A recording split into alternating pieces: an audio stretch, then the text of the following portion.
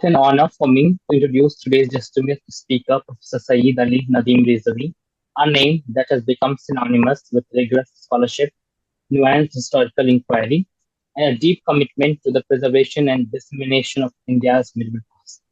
Professor Rizvi is presently serving as Professor of Medieval Indian History at the Department of History, Aligarh Muslim University, an institution deeply rooted in the intellectual and reformist traditions of the subcontinent. A product of the same university, he completed both his undergraduate and postgraduate education at EMU before pursuing his doctoral research on religious beliefs and practices of the Mughal nobility under the supervision of the eminent historian Professor Irfan Habib Sahib.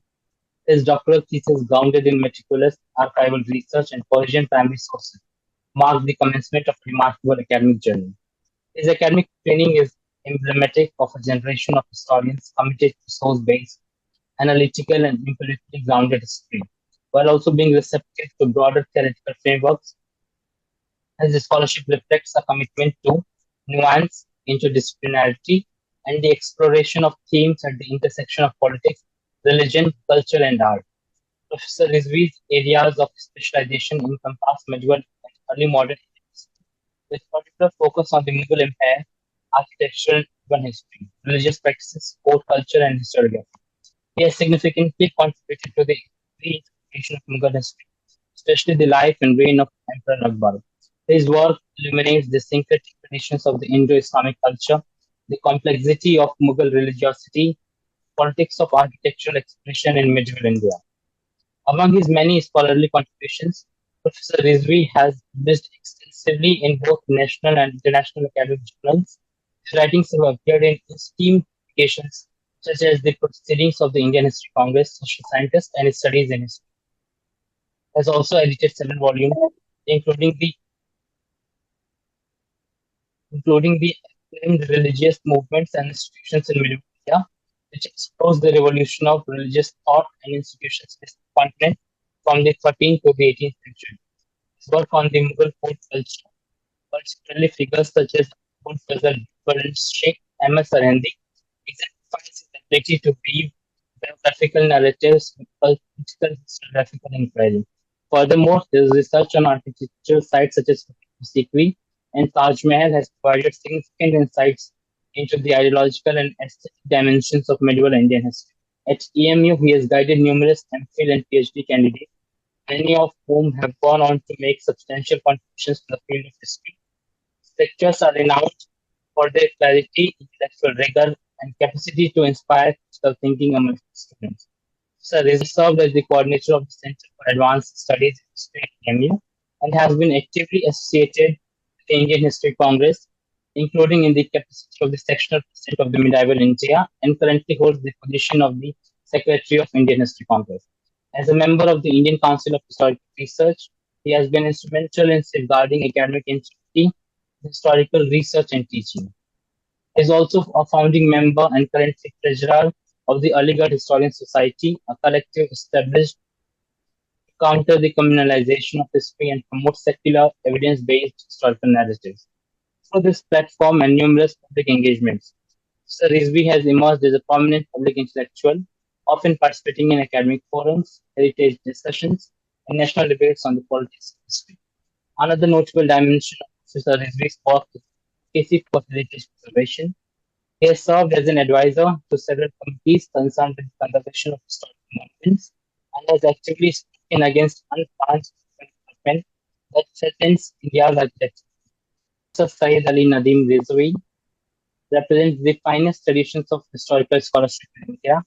His dedication to intellectual honesty, academic excellence, and public engagement makes him not only a historian of great repute, but also a guardian of India's diverse and plural past. As a scholar, teacher, and public intellectual, he continues to illuminate the paths of inquiry to a generation of historians. Kindly join me in extending a warm and respectful welcome, Professor Syed Ali Nadeem Rizvi. Over to you, sir. Thank you very much for joining. Thank you for your introduction. That both of us, you, me, and perhaps everyone who is going to, listen to this lecture would be people who are interested in our past. That is what defines us. First of all, Aditya, I would like to thank your organization for having invited me to speak to you on architecture.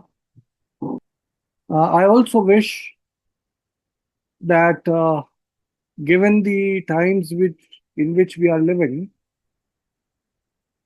instead of dealing with this topic,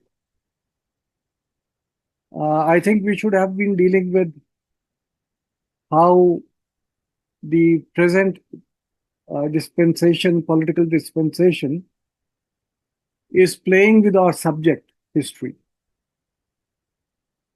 You know, that controversy which is going on, the changes which have been brought out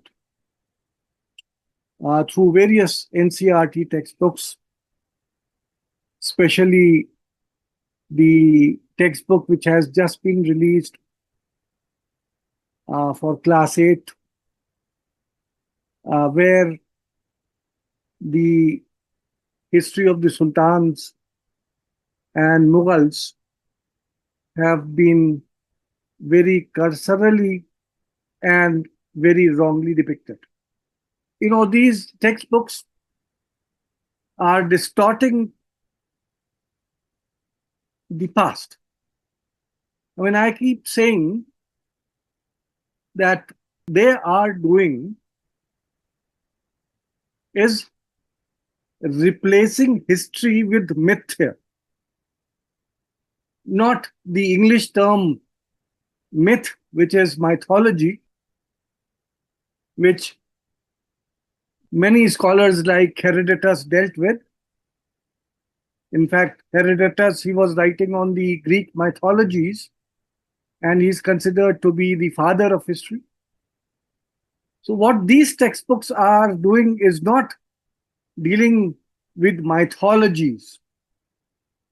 What they are doing is that they are doing what the Sanskrit term myth signifies. Shortly put, means trying to circulate, versions which are nothing but your wishful thinking. Those things which had never happened in the past, but are now being shown as having been our past. And that is why they are, in these textbooks, what they are trying to do is that they are trying to not only A, distort the facts as they were, but also B, create incidents which had never happened. Things which had never taken place, but unfortunately, those young minds who would be studying them would be recording that.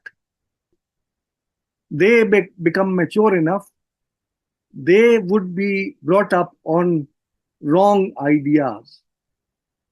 Ideas where, various communities are at loggerheads, each fighting the other. The way that the present dispensation wants to train our students, not only the school students, but also those who are now going to do their BA and MA. Incidentally, MA is something which is now being done away with. There will be an option that you can jump from BA to research directly. In this type of look at the past, what they are doing is that they are trying to bring back certain colonial ideas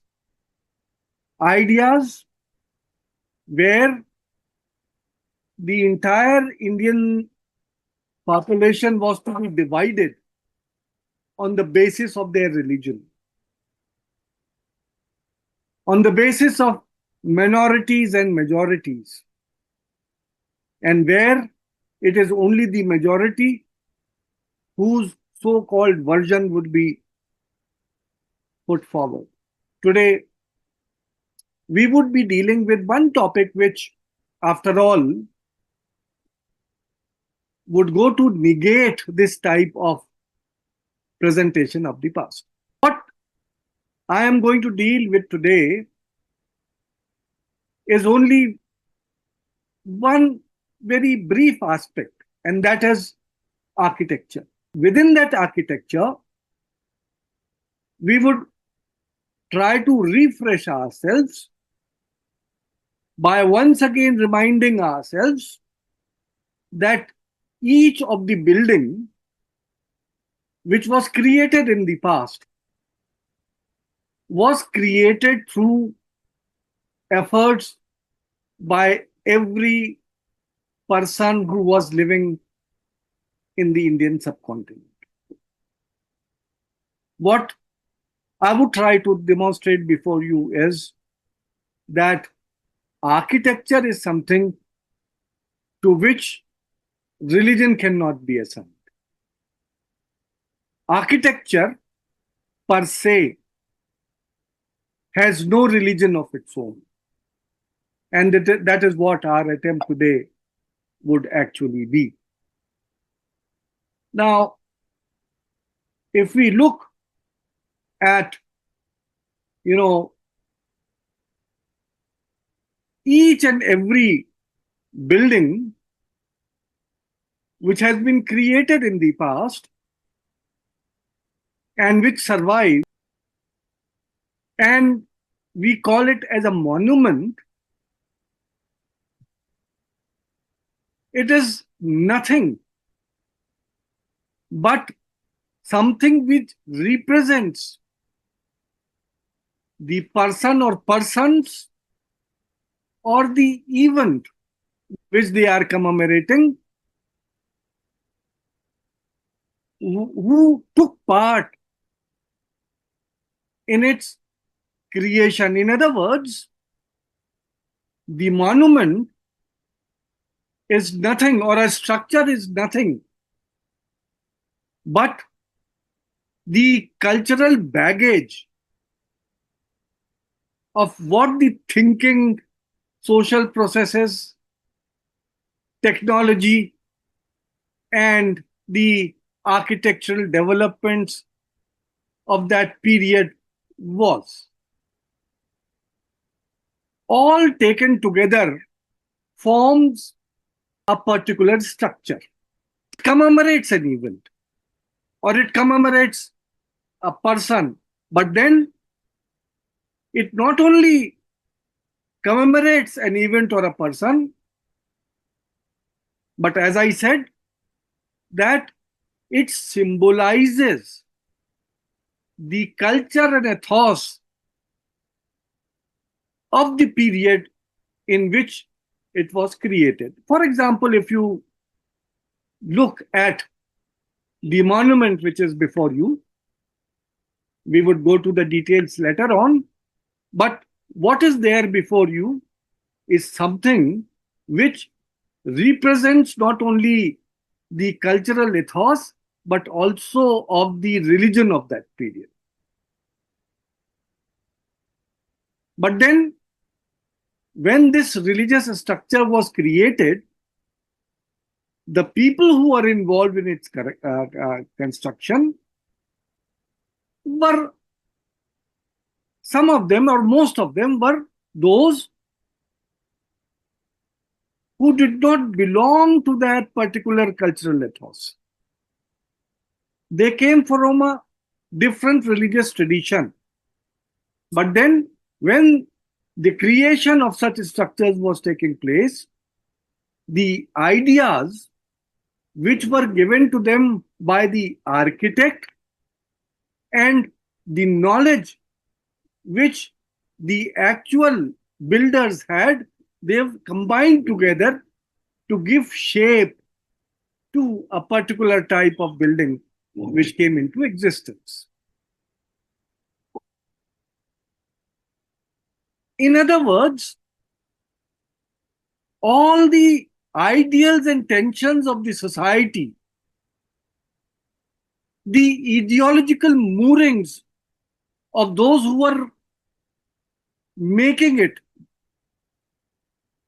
By makers, I do not only mean the Sultan under whom they were being made, but makers would mean the entire society. The question which we as students of history should put up is not what is the height of the Qutub Minar, that is irrelevant, whether it is so many, you know, inches or so many, meters high or broad, is irrelevant. What is more relevant is why such a structure was being constructed at a particular place in a particular social setting, why it was created, say, for example, in Delhi and not in Central Asia, not in Iran, not elsewhere.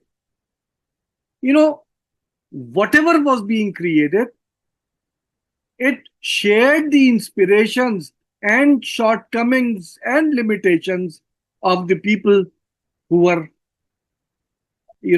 coming together to give shape to it. Along with the ideals and ideas and the social settings, the cultural needs of the society, yet another thing which was needed to create them was the technological knowledge which the people of that period had. Number one. Number two, they were also the result of the type of material which went into their making. Each type of material which is being used would help in creating a different type of a monument. Each type of technology which was employed in its creation would result in a different kind of a structure which was being built. Perhaps all of you might have heard the term the Trebiate, Corbelled, Arcuate. I mean, these are all types of, building techniques. Each would give shape to a particular type of, structure. If till 11th century or early 12th century, if you had buildings which had, elongated shikharas, but why were the shikharas being built? Because of a particular type of technology which was there. Because of the type of material which was being used to create those, structures, those temples. Why suddenly at a time, after the establishment of the Delhi Sultanate, you start having buildings of a different nature? It is not only Islam and Hinduism, but also the technology which is responsible for that. You see, when the Central Asians, along with their knowledge, came into contact with Sindh, Multan, and those regions, upper reaches of the Indian subcontinent, they gave to us technologies and materials which they had been using in their own home countries. For example, the arch, the dome, the brick, the lime mortar. And that is why we find that in Bhambor, in the region of Multan and Sindh, you start getting, structures which are arcuate, centuries before those type of structures start getting built up in Delhi. Say, for example, the structures like Qutub Minar or the Qubbatul Islam Mosque.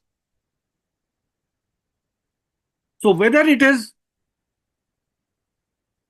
any society, any religion, architecture would depend not only on their social and intellectual needs, but also depend on the type of material and the knowledge which they had acquired.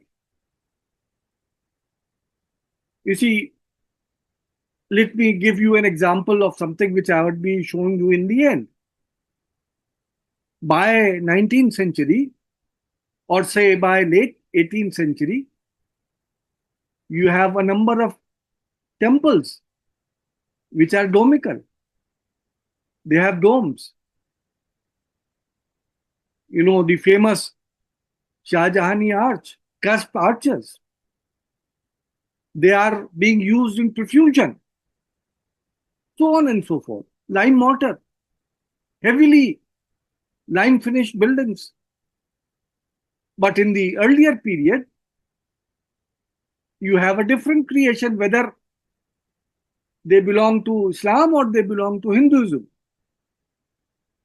By late 18th and 19th century, whether it is a Muslim building or a Hindu building, their technology, their material is very different from the material or technology which had been employed earlier.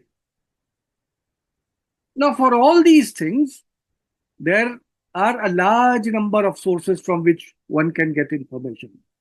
For example, in the middle, you can see the sketch of the Qubbatul Islam Mosque itself. So material remains. The structure survives so that you may realize what type of technique has gone into its making. But then along with that, there are many sources. For example, the Mughal miniatures, which contain within them a large number of paintings which depict how structures during the medieval times were being constructed. If you pay attention, you would find, the people who are involved in the constructional activity in this painting. Some of them, I don't know whether how much it is clear to you, you would find that they are wearing slippers. Others who are barefoot. Some of them are wearing jamas. Others have just a dhoti. Right?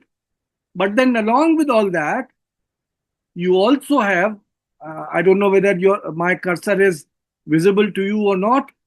You see, there is a person, a khwancha wala, person selling something to those who are involved in the construction activity. Even when the names of those who are involved are not written, but you can realize that those being depicted here are both Hindus and Muslims. They are just masons and workers, people who belong to the organization of building construction, irrespective of what their religion was. Remember that when Abul Fazl was writing his Akbarnama and was discussing the structures which were ordered to be built at Agra and Fatehpur Sikri, he says that masons and laborers from Bengal, Bihar, and other places were invited. They were called and they were made to build the monuments of Akbar. Or for that matter, if you read Babarnama,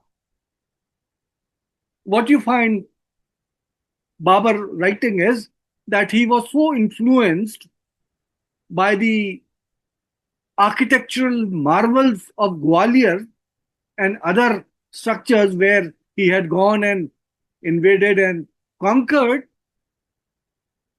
He was so impressed that he recruited thousands of those stone masons and stone cutters and workers and employed them to build his own structures. Who were they? Were they Hindus or Muslims? Religion is not discussed. It is only those who have the profession, the knowledge of building, they were invited. And who were the architects? The Central Asians and Iranians who had accompanied a person like Baba. Now, for example, before you in this particular slide, we have one of the earliest structures which was constructed in India after the establishment of the Delhi Sultanate. A monument which today is known as Quwwatul Islam, which can be translated as might of Islam. But remember that if you go to the sources, this term Quwwat, might, was used during the 19th century by Sir Syed Ahmad Khan for the first time. He was living in the colonial era at a time when there was, a division of Hindus and Muslims. He was talking about Quwwat. But if you go and look at the Sultanate period Persian sources, from the earliest down to the Mughal period, these sources never use the term Quwwatul Islam. They always employ the term Qubbatul Islam. Qubba means sanctuary, something which engulfs, encompasses protection. Well, let us leave that. But when this was being created, for the first time, the Indian society in regions like Delhi were being exposed to monumental structure of a mosque. Did the Turks come along with lakhs of people? No. They came with limited number of people to India. Basically soldiers and others. They also had architects and engineers and physicians along with them. So the architects were involved. They were ordered to create a mosque. But who created it actually? Did these high noble architects rolled up their sleeve and started lifting stones and putting them up together one upon the other? No. They just made the plan of how a structure should look like. The actual work of execution of building the structure was done by the local indigenous people. And that is why, if you look at the works of scholars like Pushpa Prasad, who has written on the epigraphs, or look at the report of J.A. Page, one of the first who actually surveyed this Qutub complex area, you would find that there are a large number of masons' signatures which have been put up on these structures. And all the names which are mentioned there are of non-Muslims. At no single place you would find the use of Persian or Arabic script. It is in the indigenous script, Nagari, which was being used. Today we call it as Devanagari. That is a development which took place after independence. The Nagari script, or the script, for example, in Kashmir region, there was a Sharda script. So the scripts which were known during that period, they were employed and they recorded their names. What do we do? Whenever we have to do something, we always try that our name should also come there. That is a human wish, a human tendency. And those masons who were employed to build these monuments, they also had this tendency, a wish that their names should be recorded. None of these official sources record their names, but these poor people who were employed to build them, they recorded their names. They are all non-Muslims, peasants and others who knew the art of construction, who were actually, as Babar says later on, I quoted him, that those who knew how to join one stone with the other. When a plan was given that a building of such a nature is to be constructed, what would these masons do? What would these laborers do?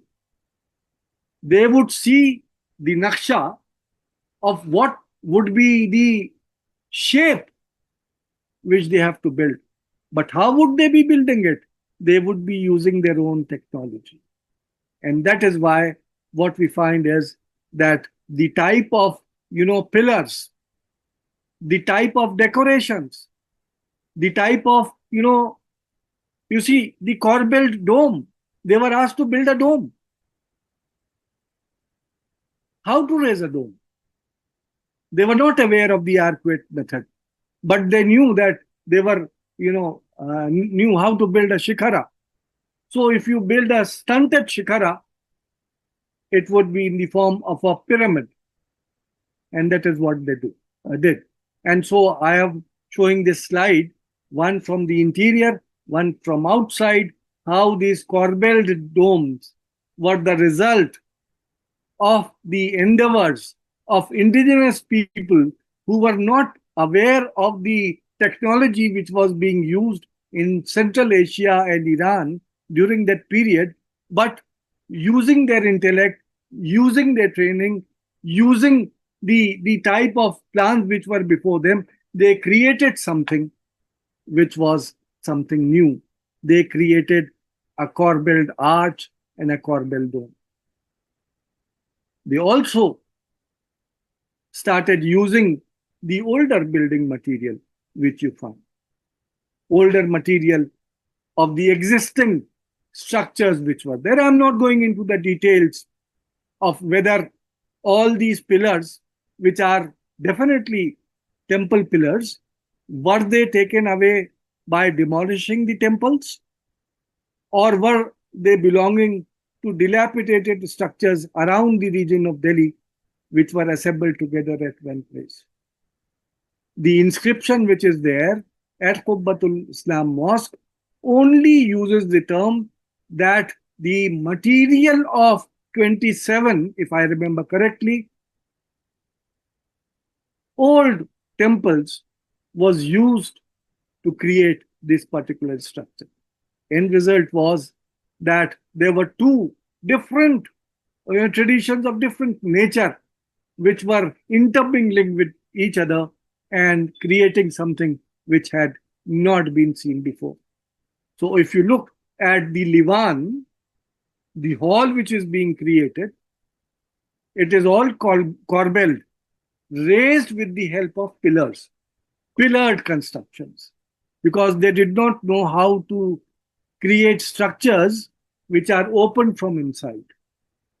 How to create a vault from inside was not something which was known. So they created something which was within their knowledge and started creating, large halls. But all these were pillared halls using a material.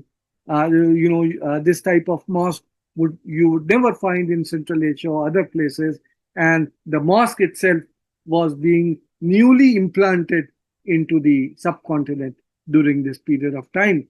So what ultimately resulted was that all those naqashis, carvings, which they had been employing, in their temple. For example, let us forget these pillars at the moment.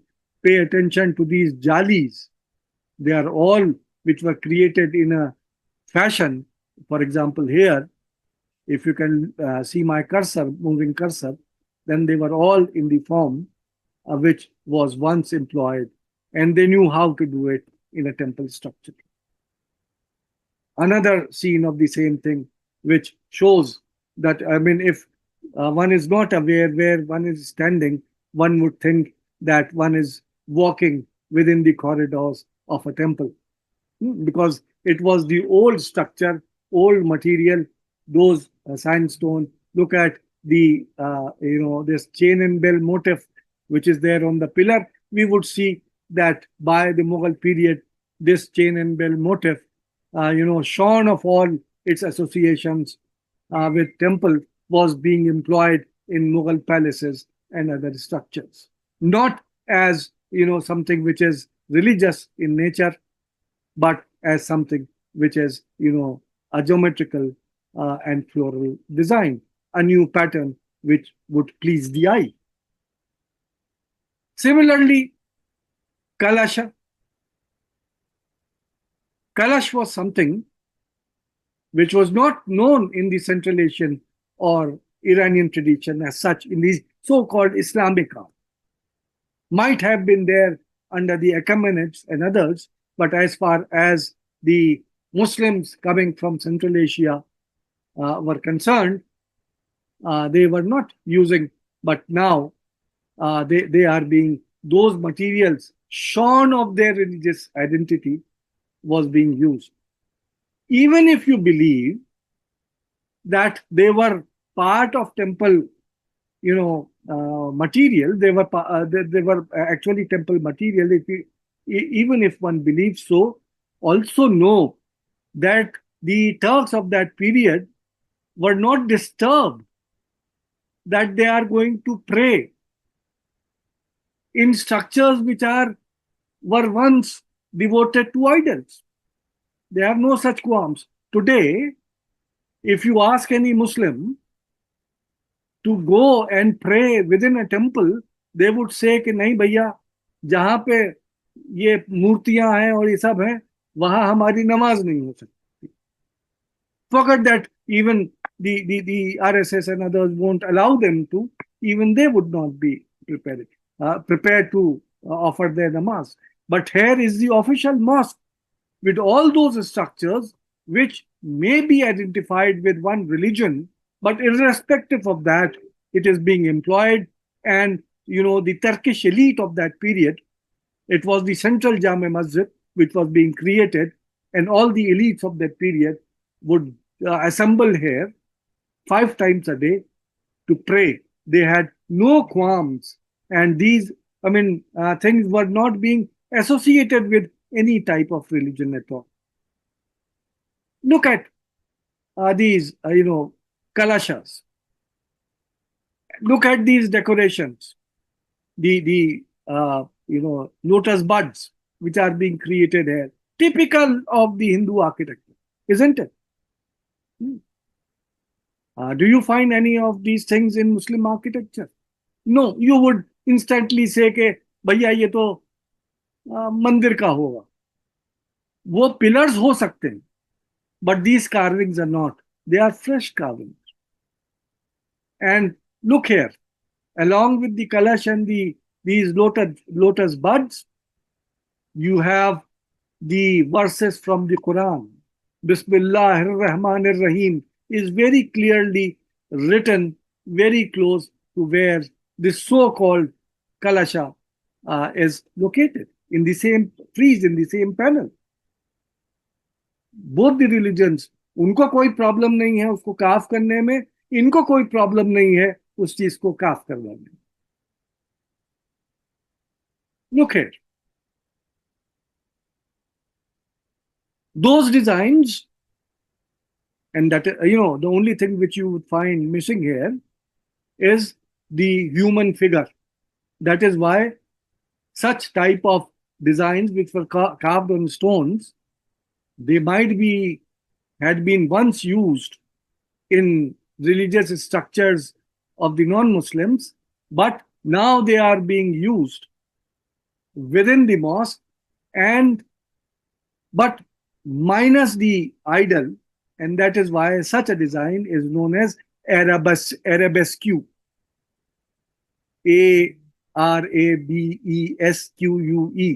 where you have the Arabic calligraphy, you have the geometrical and floral designs, along with other, beautiful designs, irrespective shorn of their religious character. Once again, look at these, Hindu derivatives being employed within that mosque. You may object that they are being transported directly from the temple structure. They are not. They are, in fact, some of them might be, but others have been, freshly carved and put up there. But more important is that those things which were once associated with one religion are now being accepted by the other people, and they have no compunctions in offering their own prayers, where there is no, a religion where any type of depiction is forbidden. They have no issues. उनको कहीं ढाका नहीं जा रहा है, उस पे एक polish नहीं की जा रही है. Nothing is being done, but they are being used. Now, for example, here, look at this beautiful design. The lotus buds, along with the term masjid. There's an entire, inscription interspersed with such floral and geometrical designs, which now, if you go to the Quwwatul Islam Mosque, the local guides would tell you, ये देखिए यहाँ मंदिर का ये अवशेष मिल रहे हैं, ये देखिए एक इससे पता चलता है कि वो. Now, for example, these, on these spandrels, these lotus flowers, outside India, you would not find them. This is just a pattern which is being used. These buds, small buds, friezes, which are used, they are typically Indian, but the shape of the art which is being given is typically Central Asian in character. So in one particular doorway, you have the amalgamation of both the indigenous as well as foreign. For example, from the Mughal period, this is the gate of the Badshahi Darwaza, of the Badshahi Mosque, Jame Masjid, which was ordered to be constructed by none else but Aurangzeb at Lahore. One of the gates of that. And look at how beautifully the lotus, flower has been carved on the minarets. You have the verses of the Quran intermingling with those, features which had been once associated with the other religion, you might say. Or for that matter, if you come to the tombs, this is the tomb which is the earliest after the coming of the Turks in India. It is known as Sultan Ghari. आप में से किसी ने देखा है ये? देखा है आप में से किसी ने? आप तो दिल्ली में रह रहे हैं ना? Please go and have a look at this Sultan Ghari. It was actually constructed in the very early Turkish period by the Ilbari Turks. It is the tomb of, Balban's son. who was killed during his period in Mongol invasion.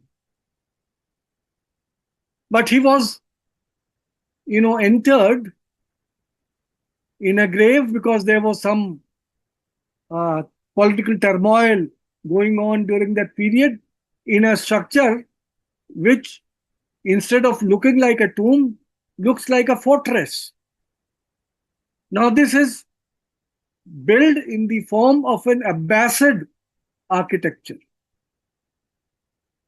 The Abbasid caliphs, you must have heard about them, one killing the other, might have been great rulers, but there was much bloodshed during that period, much political turmoil. So what they did was they started in Iraq region, they started, building their graves, which were actually located within the ground. And on top, there was nothing but, platforms or a vacant structure. And it was all surrounded with heavy walls with bastions. India had nothing to do with the Abbasid Caliphate. But the idea of having such a tomb was borrowed from them. And also remember that starting from this tomb down to the tomb of Safdarjung, there is hardly any tomb worth talking about which does not have a grave located in an underground sealed chamber.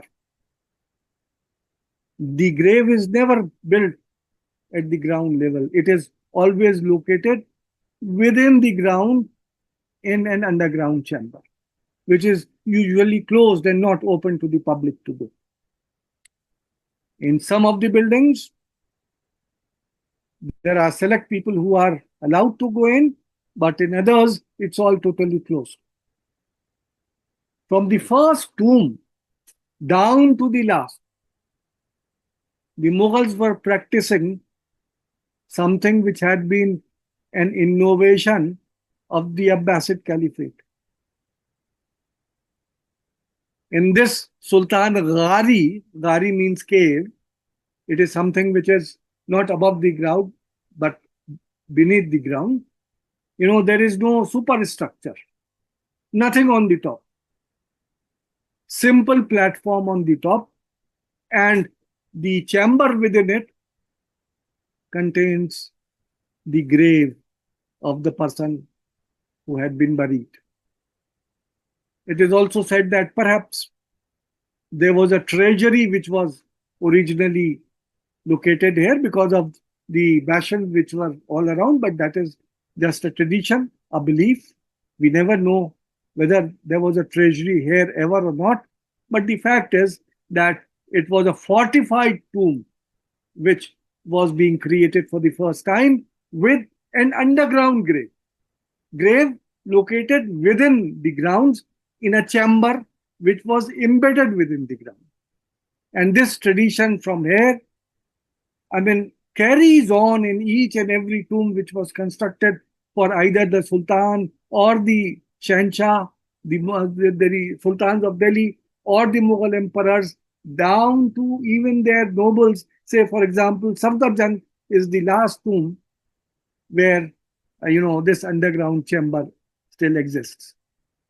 You remember that Akbar's grave is also within a chamber, and it is said that at the time of, Jat rebellion, the bones of Akbar were dug out and burned.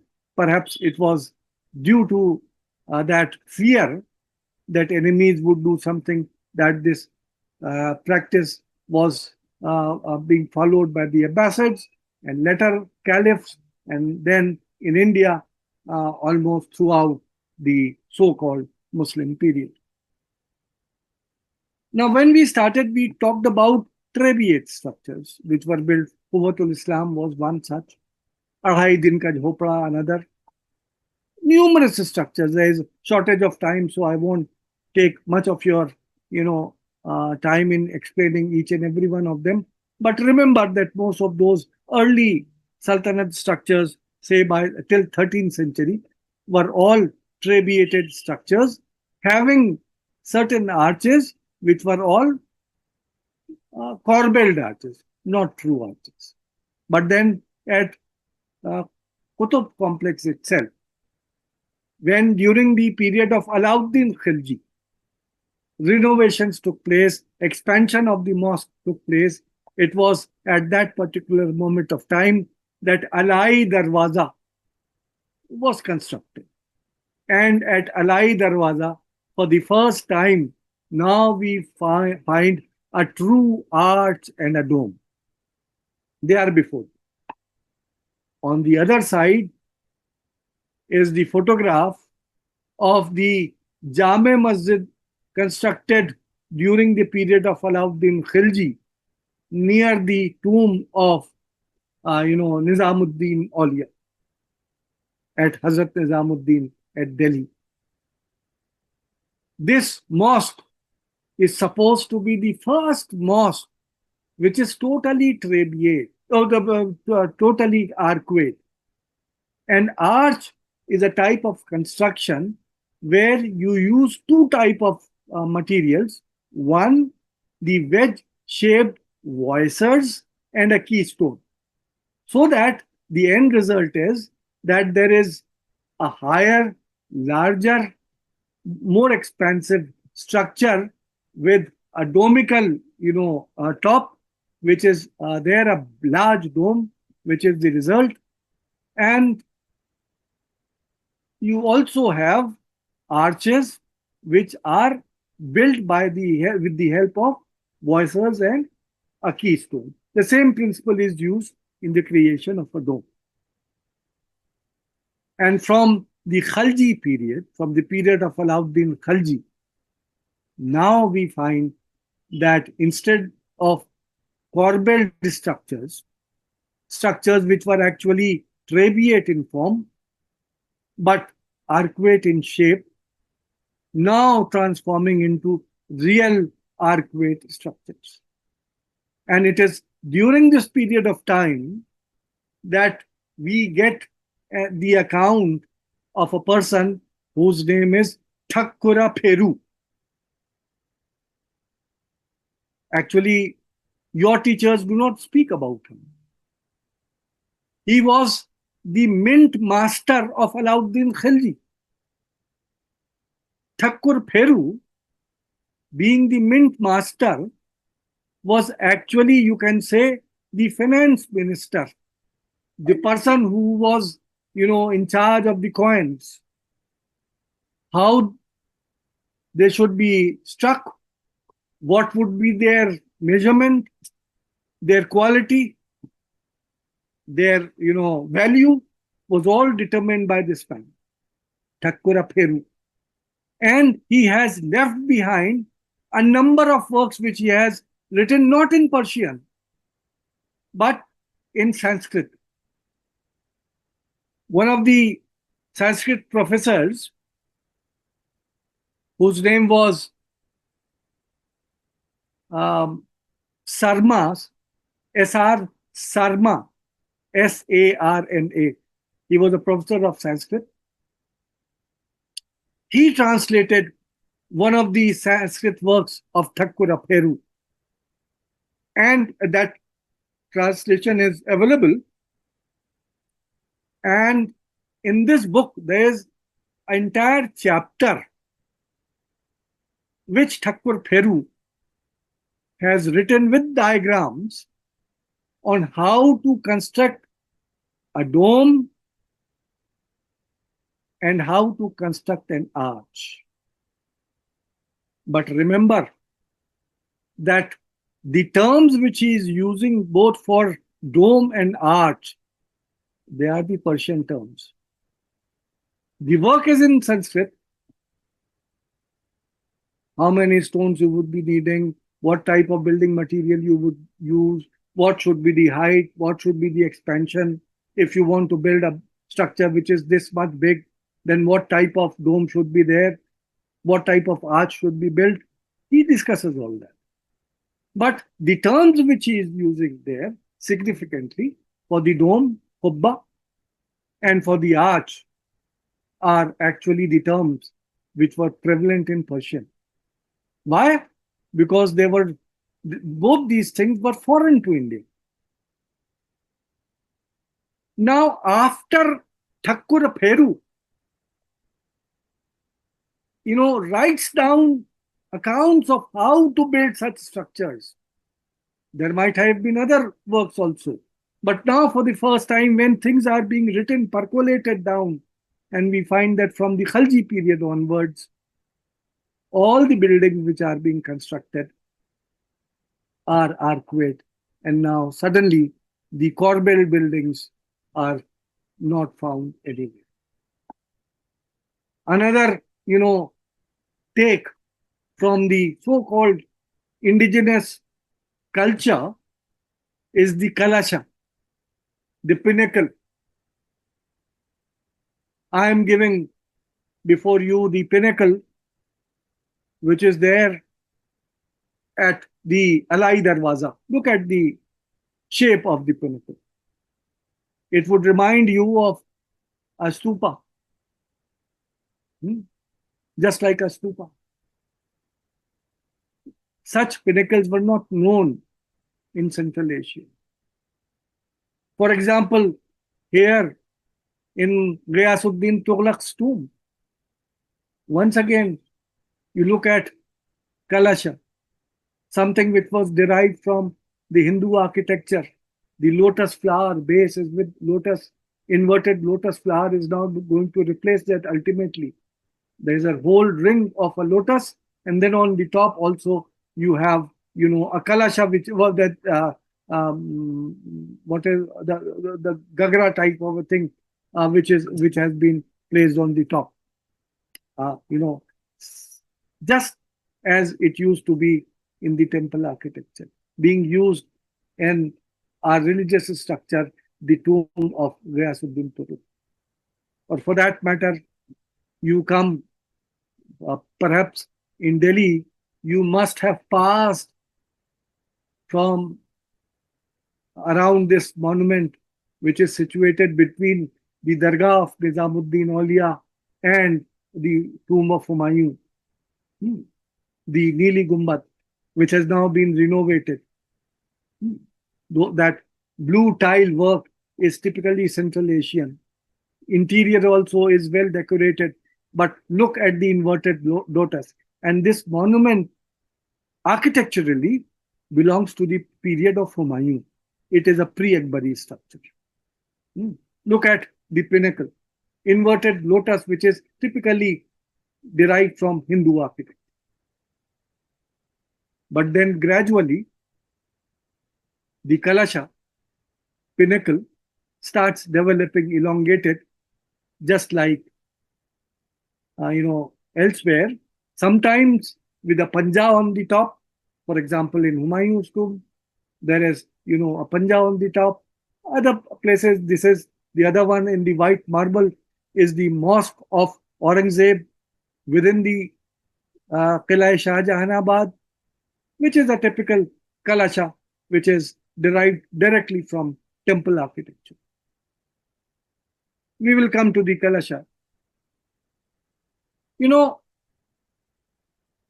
To sum up whatever we have discussed till now, what we find is that the Mughal architecture, which was going to get shaped, had a large number of influences over it.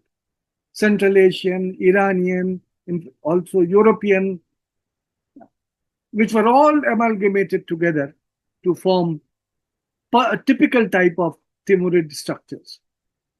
Let me tell you very frankly that although Mughal architecture, school of Mughal architecture, is such a remarkable school of architecture, but if you ask me, sir, can you give the name of one architectural element or feature which is typically Mughal?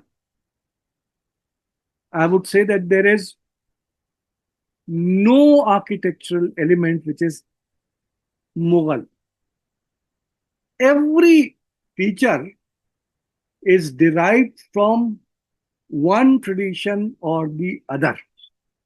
It might be Central Asian, it might be Iranian, it might be from the Rajputs, it might be from Gujarat, it might be from Malwa, it might be from elsewhere. But the beauty of the Mughal architect was that he incorporated all those traditions to form one single monument. Her type की चीजों को the beauty of the Mughal architect was that he used various traditions, but you know the confluence was such that it resulted in a structure which had not been created elsewhere. Before you is the original, authentic Babri Masjid. The mosque which has been referred to in Babarnama and which was constructed soon after the Battle of Panipat in 1526. After the Battle of Panipat, when Ibrahim Lodi had been defeated, when Ibrahim Lodi had been killed, and Babar, had virtually announced himself as the Padshah, as a form of thanksgiving, he ordered, as is recorded in the Babarnama, that a Chahar Bagh, a Mughal garden, a well, in fact, it was in the form of a deep well, a Bavli, and a mosque to be built near the ground of Panipat where the battle had been fought. At Panipat today, this mosque is now located in between a very congested area. The garden has disappeared. The step well, which might have been created, or which was said to have been created by Babar, has disappeared. Mosque remains. Look at the structure, and I would advise all those who are interested in architectural studies. Panipat is very near to Delhi. Find time to go and visit this structure. थोड़ा difficulty होगी यहाँ तक पहुंचने में, बड़ी मुश्किल से पूछ पूछ के आप पहुंचेंगे गलियों से निकलते हुए. Try to go either on a bus or even if you go by a car, then take a smaller car so that वो जो गलियां हैं पानीपत की वो negotiate करके you reach this place. Look at the structure. Babarnama mentions that Babar had come with an architect, Mirak Ghiyas. It was this same Mirak Ghiyas who later on, during the period of Babar's grandson, Akbar, was given the responsibility of building the tomb of Humayun, Mirza Ghiyas. He was a Central Asian, so naturally, at a time in 1526, when Babar had just entered into a region near to Delhi, he was still in Punjab. Orders were given that in the form of thanksgiving, this mosque and other things should be built. Mira Ghiyas was the person, the architect. Now, what would he build? He would build in the tradition with which he was aware. He knew about Central Asia. Read Babarnama further. Babar always is seen reminiscing the beautiful structures of Samarkand and Bukhara. अरे हमारे घर में जो buildings थी वो कहाँ यहाँ मिलेंगी? He would praise those buildings, those mosques, those places. So naturally, when his own was being created in India the first by the Mughals, it was created as a Central Asian mosque. But who was involved in the construction? Just like at Hubbatul Islam Mosque, all the masons and workers were those who by now were trained in the Tughlaq traditions of architecture.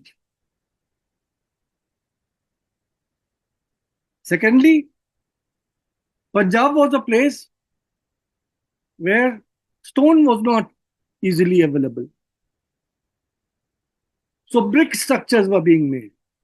One of the typical features of Punjab architecture is that it is a brick architecture. So this mosque is of brick, and all the surface decorations which you will find in this building, they are typically Tughlaq in character.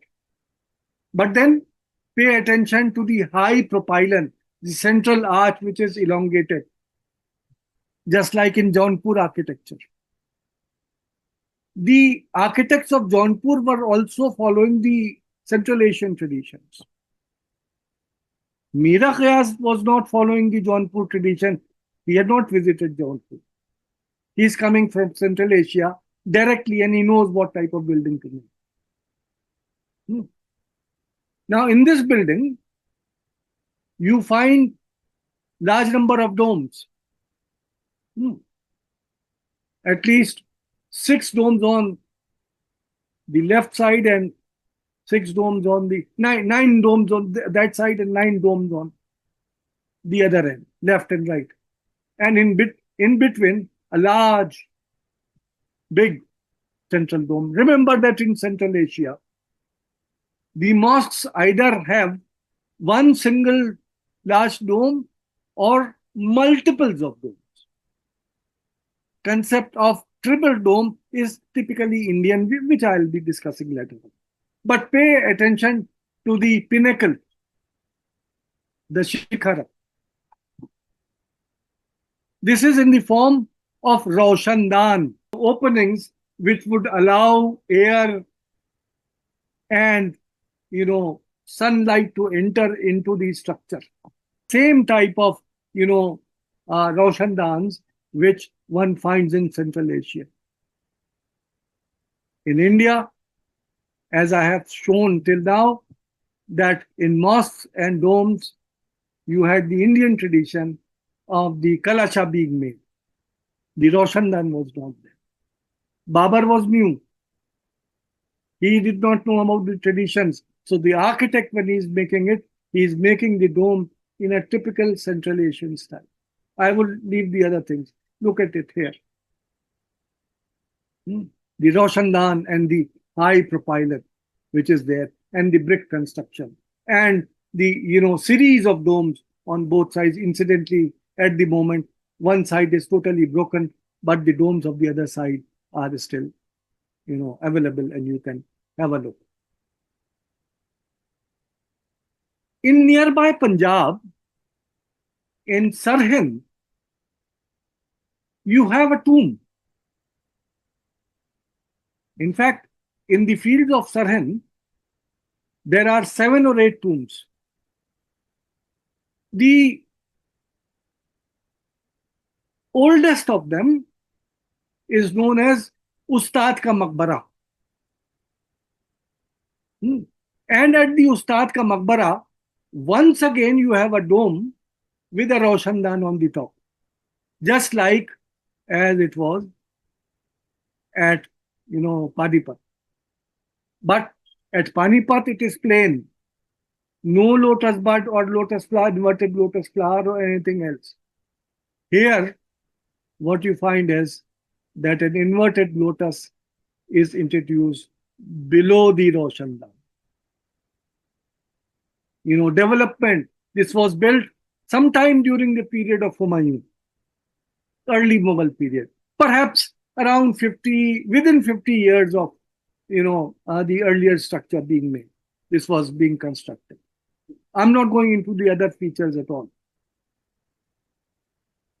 At Fatehpur Sikri, you have one very famous building, which is popularly known as Jodhabai's Palace. There was no Jodhabai. If ever, if at all, there was a Jodhabai, it was the daughter-in-law of Akbar, wife of Prince Salim, not wife of Akbar or mother of Salim. This is just the creation of K. Asif and others. James Todd, K. Asif, and certain others. Popularity was given by Mughal Azam of K. Asif. But then this is a structure where, all so-called indigenous Rajput style features, oriel windows, type of, carvings which are typical to Hindu architecture, you would find within a palace where Central Asian, Iranian, and other women were residing. Look at the interiors. If I don't tell kahan ka hai, you would once again say we are inside a temple. It has nothing to do with the temple. It has nothing to do with Jain architecture at all. Look at the chain and bell motif here. Or look at these constructions, oriel windows. These, chhajjas. Here. They are all typically derived from Indian traditions, carved on stone. Once again, have a look. Reminds you of, Osia or, Rajasthan Jain architecture. They are being built by Akbar within his palace for the use of his own family.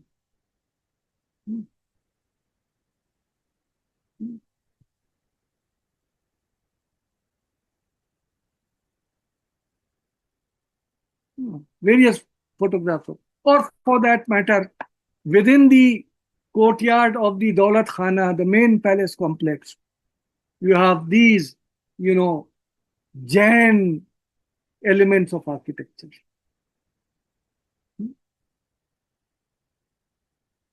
What are they doing here? We are told by certain art historians that Akbar made a conscious attempt to, amalgamate all the religious traditions. After all, Akbar is known for Sulhekul. No, Akbar was not aware of the religion of these architectural elements. He was just using the traditions of the various parts of his empire to create his palace. I told you before that Abul Fazl mentions that architects trained in different, traditions were brought together to build what from all over the empire. So जो उनके traditions अलग-अलग सूबे में जो थे, they were all taken together. Say, for example, this lotus flower, Lord Vishnu is supposed to be, this is the seat of Lord Vishnu, on the top of which Vishnu used to sit. It is there at Fatehpur Sikri. If you go there, guides would tell you कि बेचारा अकबर वहां चढ़ के जाता था बैठने के लिए. वो मैं लाया नहीं, जिसपे कॉजवेज आप देख सकते हैं कितने पतले हैं. मुझ जैसा दुबला आदमी नहीं उस पर चढ़ के जा सकता, तो जाए के अकबर जो काफी हेवी बिल्ड था. These are symbolic. Read Abakosh. This building was symbolic of the theory of sovereignty of Akbar. I'm not going into the details. I have taken enough of your time. All these traditions which we find in Akbar's Fatehpur Sikri or other structures in Agra region, they are actually incorporated from, say, for example, Gujarat, Ahmedabad Mosque. Once upon a time, those features which are used in the mosque architecture of Ahmedabad were being used in the temples. But during the period of Gujarat Sultanate, मंदिर से निकल के वो features already incorporate हो चुके थे with in the so called Islam emerging Islamic architecture carvings. The only thing is, which you would find even here, is that no human figure was allowed to be built. All type of other things were being built. Back to Fatehpur Sikri. Look at the ceiling, invoking, wooden architecture of Kashmir. अगर आपको Jain architecture मिल रहा है, आपको हिंदू वैष्णव architecture मिल रहा है, आपको elements जो various reason से वो मिले हैं, तो कश्मीर से जो ट्रेडिशंस थे, once again one of the regions which was quite important under the Mughals. In fact, it was the Mughals who had conquered Kashmir. What we find is that वहाँ की जो हुकूमत थी उसको खत्म करके, it was the Mughals who in fact made it a part of what was the subcontinental empire. You find such type of carvings on the ceilings. Or for that matter, look at these, brackets. If you are making a structure in stone, do you need these brackets? You do not need them. You only need them if the ceiling and the walls had been of wood, invoking the traditions of one particular region and transforming it into stone. Right? Or for that matter, such beautiful, floral patterns which are there. Sometimes even, animals, birds. In the Hujra Anup Talao, a lion, parrots, parakeets, other type of birds. And then in one of the palatial complexes, which is known as Khwabgah, the sleeping chamber, you have a temple scene where the black and white sketch is by E.W. Smith, which he had incorporated in his book, which was published in 1895. He had made it in around 94. In 1994, I took the photograph, which is a colored one. So, a gap of exact 100 years. A temple scene. I'm not going to the details of this scene, but remember that you have it within the Khwabgah often. Or for that matter, in yet another structure, on the walls, आपको मेरा cursor नजर आ रहा है? Are you able to see my cursor? Yes, sir. You see, look at, बहुत बारीकी से देखिएगा. There is a, lady wearing a white shroud sitting here, and an angel, which might not be visible to you, standing before her, and a peacock here. Peacock is Indian tradition, and this is the scene of Annunciation, directly borrowed from Bible, with Mother Mary, who is talking to the angels. On the sides, perhaps this elephant is available to you, is visible to you. The palace, gates and walls and pavilions all around. So there is a scene. Here below, you find the polo, chaugan, horse polo being played. So all type of, influences you find depicted on the walls of this particular structure. On one of the, pillar tops of this very building, which now is known as Sunehra Makan, which incidentally I identify as the, dining room of Akbar. If I have time, then I'll narrate how Manuchi was once invited to have food, and he describes this room and says that he saw the images of, Moses and Jesus and others within this. On the veranda, on one of the slabs at the top of a pillar adjoining the wall of the room a temple. Perhaps you can see the temple here, which you see is a typical temple, North Indian temple, which is being depicted during the period of Akbar. And then in a talk, you have, a god or a goddess,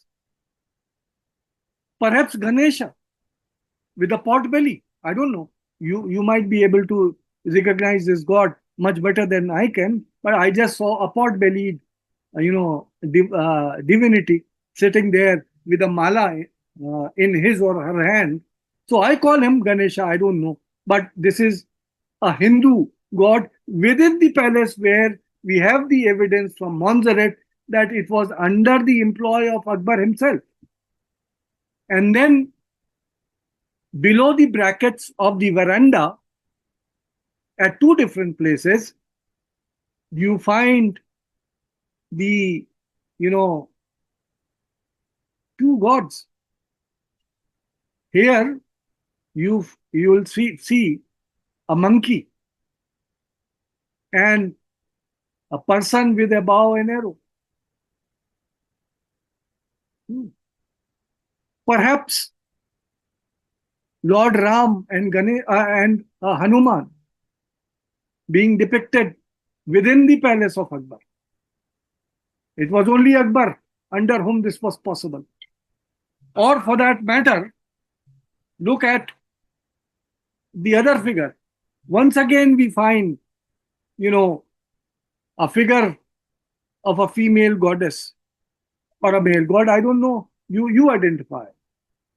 But the fact is that if you have Christians influence with Jesus, Mary and others depicted, मैंने तो आपको एक दिखाया है. There are many such paintings there, innumerable, but there are also, images of gods and goddesses. In fact, not only in the form of painting, but also in the form of carvings which are there within the palace of Akbar.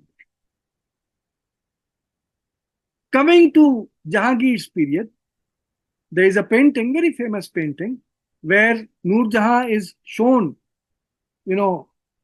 offering food. I mean, a party is going on in one of the gardens of Jahangir. Now pay attention to the, walls. If you look at the walls of the pavilion, which is depicted here, you will find that here in the pavilion, there are certain, portraits which are made. You won't be able to see them properly. And behind is a river which is flowing. With the help of this painting, we were able to identify this as the Bagh-e-Noor Afshan, the garden of Noor Jahan, where once Tuzuk describes how Jahangir and Khurram was entertained by Noor Jahan Begum. If you go there today, you will find these depictions in the pavilion of Bagh-e-Noor Afshan. I am showing you the close-up of these. Jesus and Mary, Mother Mary, with folded hands like this. Is it visible? I hope it is visible to you. Yes, sir, it's visible. Now look here. When I took these photographs, it was covered by lime plastering of the British period. And I was wondering that there is a painting, but अब तो सब सफेद है, अंग्रेजों ने इसमें पुताई करा दी. So one of the team members, he was an artist who was in the archaeology section of the Department of History, AMU. He said कि साहब लाइम वाटर ट्रांसलूसेंट होता है, अगर हम इसमें पानी डाल दें तो थोड़ी देर को वो थोड़ा सा ट्रांसपेरेंट हो जाएगा, ऐसे डालो. So when the water was thrown on it, for seconds, these pictures at exactly the same locations as depicted in the painting emerged. और फिर वो 2 मिनट को 1 सेकंड को आके once again, जैसे ही पानी खुश्क हो गया, white हो गई. So what we did was to take these photographs. What we did was that we fixed up the tripods, the camera, with one person with a bucket of water, the cameraman with his hand uh, on the button to click it. I said, Pani dalo, Pani dala. As soon as the water was put there, the cameraman clicked it, and this was the result. It is in two different locations, so twice we had to repeat it, and this is what we found.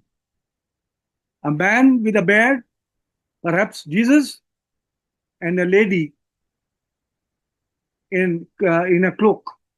Once again, perhaps the same as today. If you go there, the ASI has cleaned it up, and you may be able to find both these paintings there, with only one difference, that because of the chemical which has been used there to scrap off the lime mortar, the colors have gone. So you'll find a black and white sketch of the man and woman which are there in two different tasks on the walls of that. So you know that under Jahangir there was much influence of the Christian religion, the European influence which was entering into Mughal architecture. What you see before you is Badshahi Mosque of Aurangzeb at Lahore, which is the most beautiful Mughal mosque ever built in the subcontinent. Look at the architecture, the centrally located open courtyard, which suits the Indian conditions. And if you go to Iran and other places, it's mostly covered, which you will find there. But this tradition of having open mosques was something where the Iranian mosque architecture was tempered for the Indian conditions to give shape. And one thing which happened, under Shah Jahan, hesitant pillars, minars started being added, minarets. But by Aurangzeb's period, very high and long and slender minarets were added to mosque architecture. And at Badshahi Mosque, you have 4 minarets, one on each side of the mosque. At Delhi, you have only 2 minarets, not 4. At Banaras, where there was a mosque built by Aurangzeb, you had very similar slender pillars, but unfortunately during an earthquake, they fell down, and today you will find the mosque sans those minarets. But this was a feature which was added by, the white structure which you find is the last Mughal mosque. Incidentally, it is at Aligarh. It was built during the latter Mughal period, and it is, you look at it, the lotus, the inverted lotus motifs, and all the features, the Rajasthani, and you can say Bangla roof, added besides the domes. This is a typical, a mosque having both Indian and Central Asian features added together. On the other side, you find an aerial view of Aurangzeb's mosque. I am showing Aurangzeb's mosque just to demonstrate that when it is said that during the period of Aurangzeb, architecture declined. So let me inform that one of the most beautiful, architecturally beautiful structure of Mughal period actually was created during the period of Aurangzeb. Look at it. So then we come to just last aspect. I know that you are all very tired and I have taken much of your time, but how can I stop without referring to temples? At Vrindavan, we have a number of temples which were created during the period of Akbar and later Mughals. This is one of the temples which was created during the period of Akbar, and this is the famous temple which was built by the followers of Chaitanya Mahaprabhu, which was built by the grants which were given by Akbar and later on by Jahangir. This is, a temple which was built by the Rajas of Amer. Later on, the idol was shifted from here to the Amer palace, but the structure remains. And the beauty of this Mughal mosque at Vrindavan, uh, known as the old Govind Dev. The new Govind Dev temple is at City Palace, Jaipur, but in the this old Govind Dev temple at Mathura, one remarkable feature is that there is an almost absence of idols on the walls. And look at the architecture from within. आपको ये लगेगा जैसे आप फतेहपुर सीकरी पहुंच गए हैं या किसी मस्जिद में खड़े हुए हैं अकबर के पीरियड की. This is a temple. You can see the Garbhagriha here. The only idol is within the Garbhagriha with nothing on the walls. Perhaps a concession to the sensibilities of the Mughals, which was incorporated by the Hindu architects of Vrindavan. Look at this large, wide, and very high hall of the Govind Dev temple at Vrindavan. No discussion of temple architecture can be complete without referring to the Ram Ki Padi, the temples built on the banks of river Saryu at Ayodhya. आपने वहां जो भी कर लिया, but you could never remove these temples where shikhars are few and far less, but the domical temples predominate. An architectural feature, dome को तो आप मुसलमानों से जोड़ते थे, but in almost all the temples at Ayodhya, अब तो नया भव्य मंदिर बना है उसे छोड़ दीजिए. In the older temples, you would find those very architectural features जो common थे, जिनका कोई मजहब नहीं था. They were employed and they still exist. Look at the Ram Ki Pari and you would find these domical structures spread everywhere. In fact, even in Jaisalmer region, you would find that the chhatri of the Rajas of Jaisalmer had domes on top of them instead of a typical shikhara of the temple style. This particular palace of the Jaisalmer king is known as Tazia Tower. This was inspired by the taziyas which are taken out during Muharrams in the Jaisalmer region.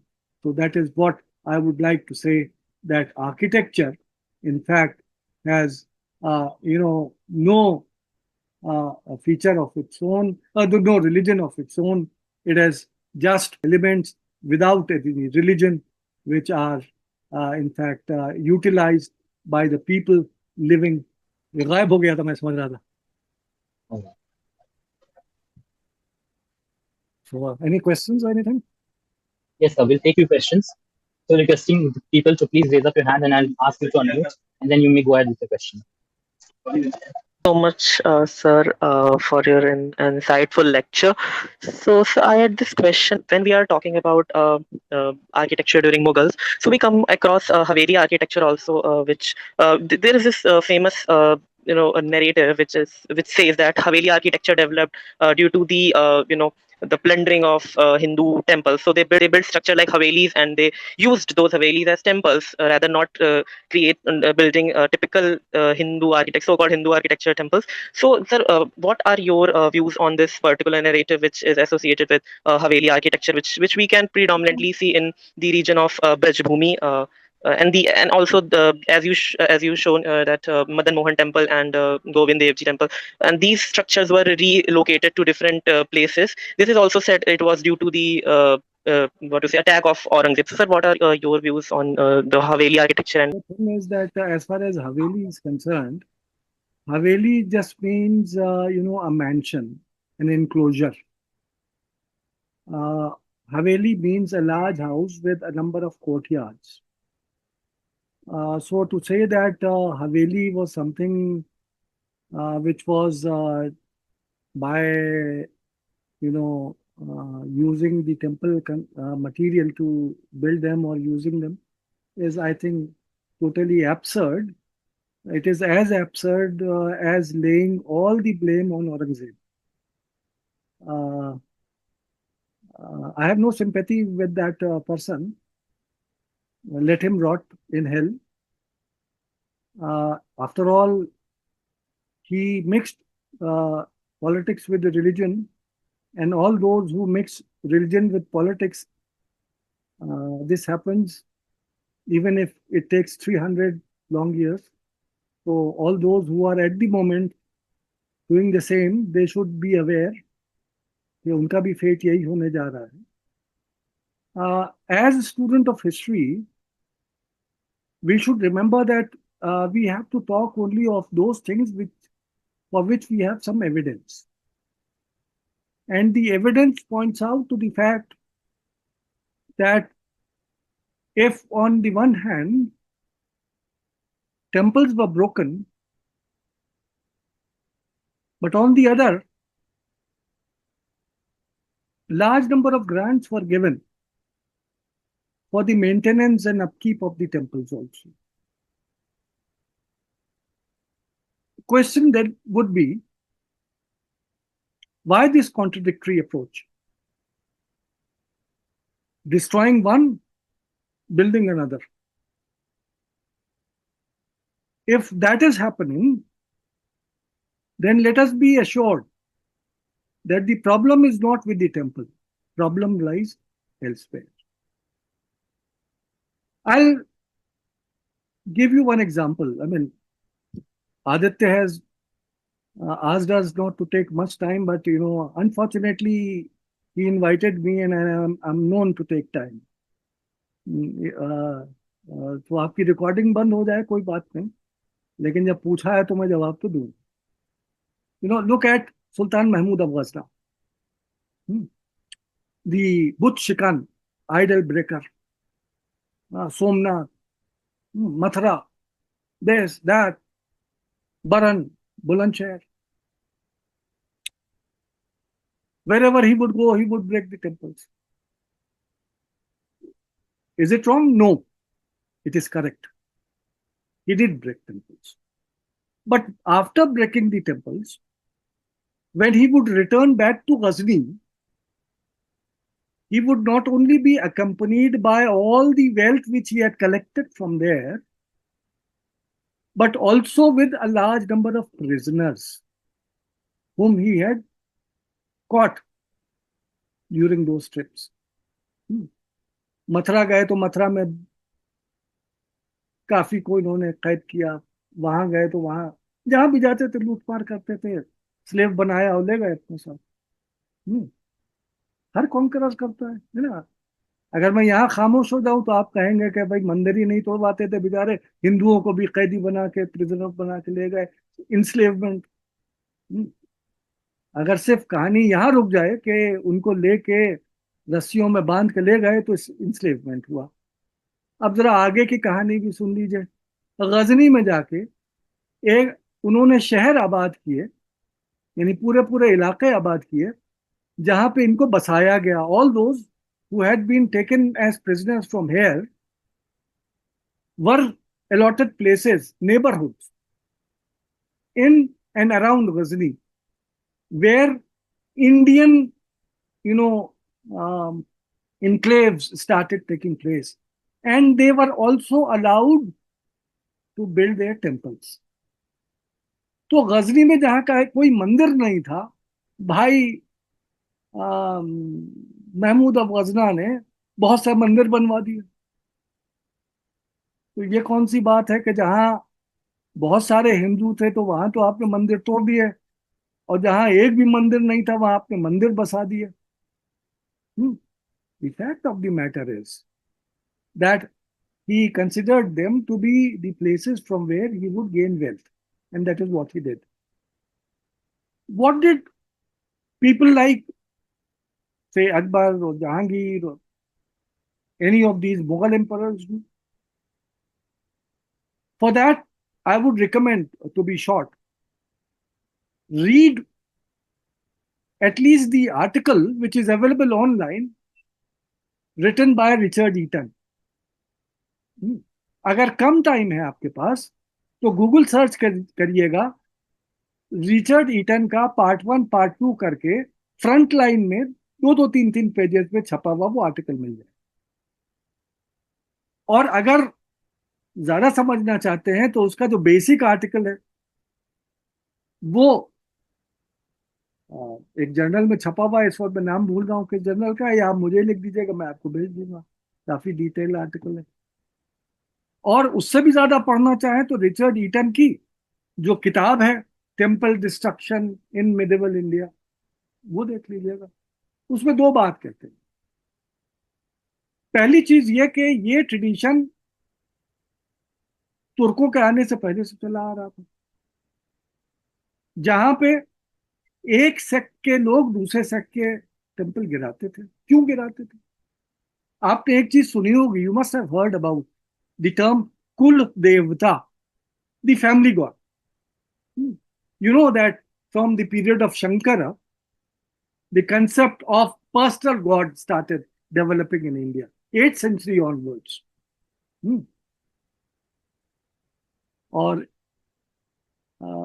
actually, it was only with the concept of Kul Devta, personal deity, that every kingdom, every ruling family had one personal God. कोई गणेश को मानते हैं, कोई इनको मानते हैं, कोई उनको मानते हैं, और उस कुल देवता का मंदिर बनाते थे। और जब वॉर होती थी तो उसी से प्रार्थना करते थे। अगर आप मुझे मारने आइएगा तो मैं कहूंगा अल्लाह मियां मुझे बचा। आप राम जी के मानने वाले हैं तो आप कहिएगा राम जी मुझे बचा। हम्म आपको याद होगा कुछ दिन पहले योगी जी का स्टेटमेंट था कि तुम्हारे अली से हमारे हनुमान बहुत ज्यादा बहादुर है ना। हर एक का अपना अपना होता है जो वो पूछते हैं। तो तरीका ये था कि सिर्फ डायनेस्टी को नहीं हराते थे, बल्कि उसके कुल देवता के मंदिर को भी तोड़ते थे। सारे मंदिर नहीं, कुल देवता। जब औरंगजेब ने राठौर से पंगा लिया, रानी हाड़ी ने एक लेटर लिखा जो मौजूद है, जिसमें उन्होंने कहा कि अगर टीका मेरे कैंडिडेट को आप देंगे, I am ready to break any number of temples which you want. Aurangzeb refuse. At Mathura, at Banaras, he issued a farman that if anyone harms the Vishwanath temple or any of the priests related with that temple, I would give punishment. After 10 years, something else happened. Same Aurangzeb who refused the offer of Rani Hadi had a number of Rathore temples destroyed at a time when rebellion took place. Rathore rebellion होने के बाद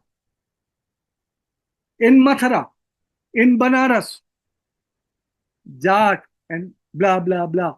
Whenever there was that political strife,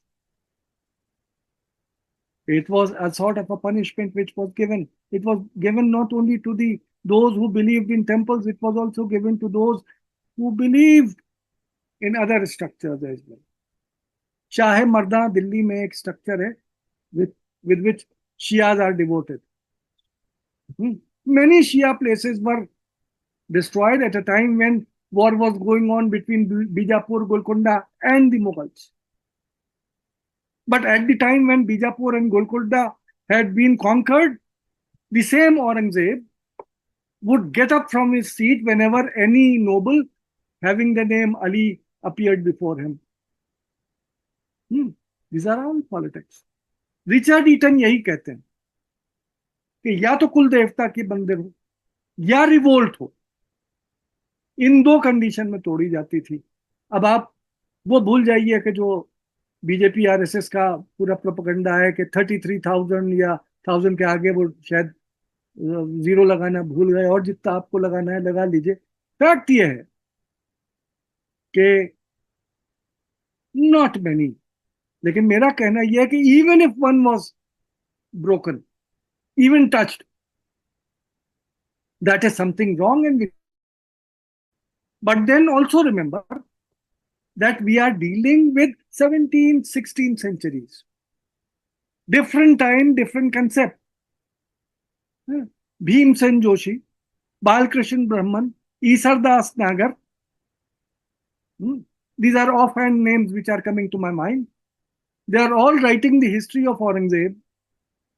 None of them objects to jizya or temple destruction. They are critical of Aurangzeb. They are critical of Aurangzeb. Isardas नागर तो बुरी तरह कर रहा है इसको क्रिटिसाइज. बुंदेलास के अंडर में सर्विस करता है, औरंगजेब के अंडर में नहीं करता है. He is not paying attention because this is something which does not concern them. Always remember that the Mughal Empire was not solely a Mughal Empire. It was a Mughal Rajput Empire. Empire of both the ruling classes, Hindus and Muslims. Irani, Turani, Rajput, this, that. It was the elite classes.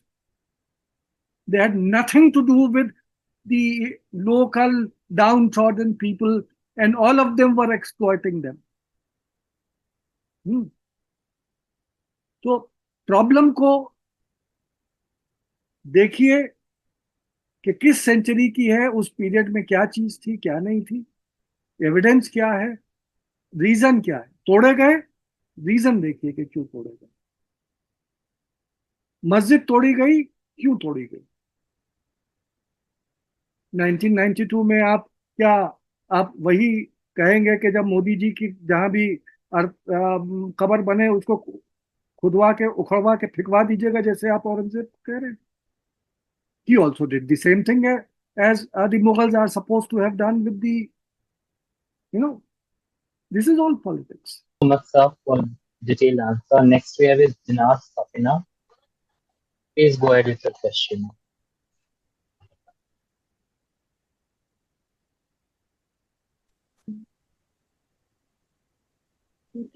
Yes, go ahead.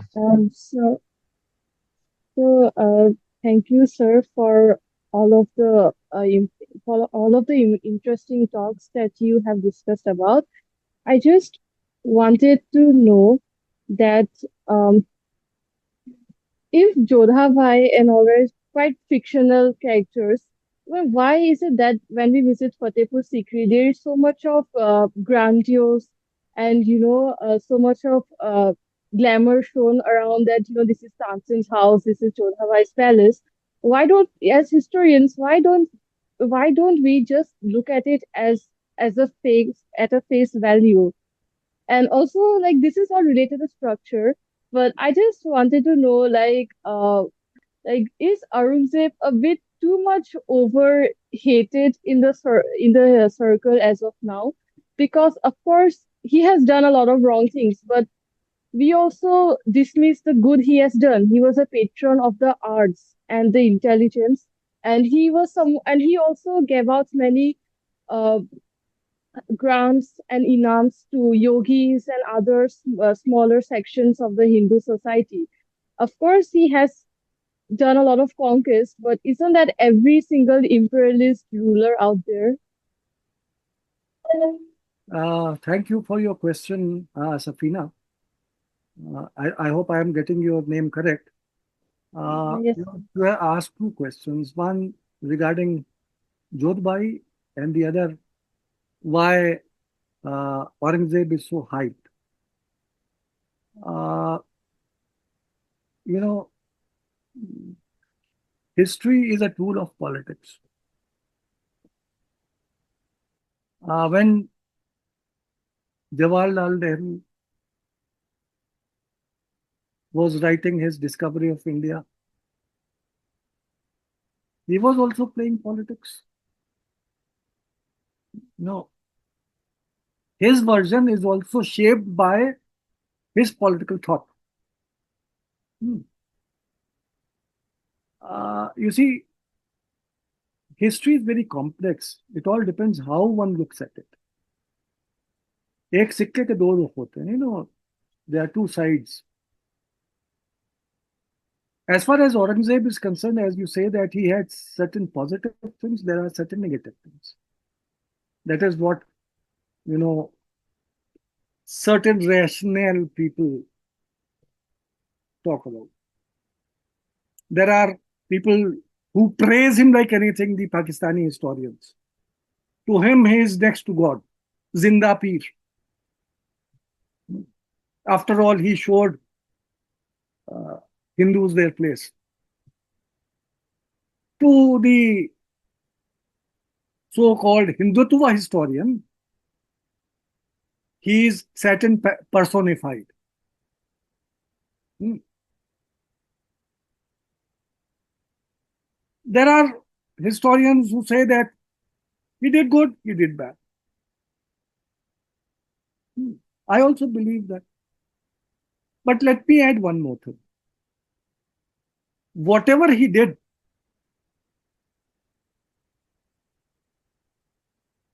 he did it for a political reason. He gave grants to certain individuals and temples and blah, blah, blah. Not because he thought that they are people worth getting the grant, but he gave them because he thought that politically it was a wise step on his part. As in the case of rebellion, when he was, why Aurangzeb hai, he is the same person who is so much anti-Shia, anti-Hindu. He is the same person after Bijapur and Golconda. He is bending down, Hazrat Ali ka naam le liya. How is it possible? Remember one thing.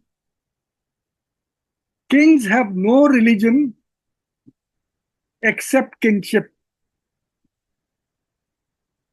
They would do anything. Modi ji कुछ भी करेंगे अपनी सत्ता में रहने के लिए. Dubai जाएंगे तो मस्जिद में चले जाएंगे, शेख से मिलेंगे तो उसके गले लग जाएंगे, ग्रांट मिल जाएगी. गुजरात का मौलवी टोपी देगा तो दूर हट जाएंगे. See, each and every act is guided by the politics of that period. There is one historian whose name is M. Athar Ali. He has worked on Aurangzeb. Please read his works. He along with Satish Chandra. Satish Chandra was his actual supervisor. So both Satish Chandra and M. Athar Ali have tried to put before us a very balanced picture of what Aurangzeb was. He committed wrongs, and Satish Chandra and M. Athar Ali both call him out that this is something which, as per the 20th century, they were living in 20th century. As per 20th century, these traditions are supposed to be wrong. They criticize it. But on the other hand, they also record those things which, during the 20th century, are commendable. I'll give you one example. Babarnama. Babar mentions that he would take opium every day. Babar mentions that he fell in love with a young boy beautiful boy, Babri. He was a homosexual.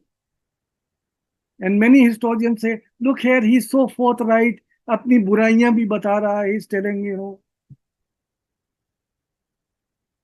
today, in 21st century, if I keep on taking opium, you will call me Afimchi. Queen Victoria would get up early in the morning, and the first thing would be that she would take a cup of opium, and she said that it leads me to happiness. What to talk about 16th century Babar? These things keep on changing. Babar was accepting both those things because during that period when he was writing, they were not taken as bad. If you have to judge a person, judge him as per his times. Aurangzeb did what was politically and otherwise acceptable during his period.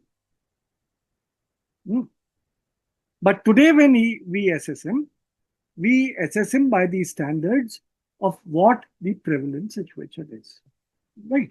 So let us not get into this that he did positives. He did whatever he needed to do to establish his government. As simple as that.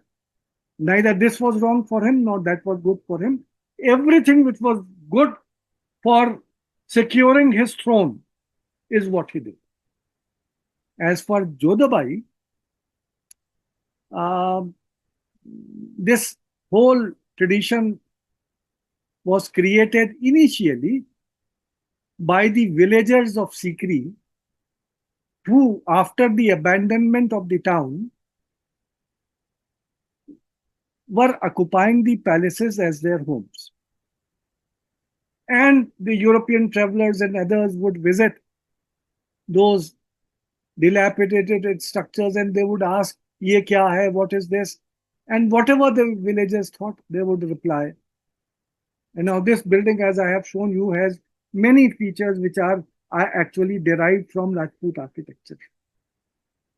So they started first talking about a Rajput queen, right? Todd came, who wrote History of Rajasthan. He is one of the greatest historians of history of Rajasthan. But Todd also mixes many myths with truths. Now he discovered that one of the princesses from the Jodhpur house was married to the Mughals. So he started calling that this was the house of Jodha Bai, the woman from the household of Jodhpur. It was a rumor which he floated, supported by some others. When K. Asif started making his movie, he created a whole persona of a Rajput woman known as Jodha, and thus started when historians, actually people like Shirin Muswi and others, started working on the women of the Mughal household. They discovered that the princess from the house of Jodha, Rao Jodha, was actually married to Prince Salim. Her name was different, but whatever her name, because she belonged to Jodhpur, one can call her as Jodha. But this popular legend after Mughal-e-Azam, आज भी, whenever you take the name of Akbar, who comes in your imagination? Not the poor Akbar himself, जो लंगड़ा के चलता था. वो दबंग पृथ्वीराज, क्या नाम था? Prithviraj Kapoor, with his husky voice. These are perceptions. In today, unfortunately, ASI has not done its homework. I would recommend that please go through my book on Fatehpur Sikri Revisited. Read the works of Professor Athar Abbas Rizvi on Fatehpur Sikri. Both of us have used original sources in order to reach the conclusion of what is what. There is no Rao Jodha, there is no Jodhabai. It's all a legend. And as you know, that sometimes legends are more powerful than facts. Certainly, legends cannot be treated as history. So, thank you very much, sir, for this enlightening session, and hopeful that the audience had a great time with us. Thanks a lot. Thank you, thank you, thank you. Take care, and I am sorry I took much of your time.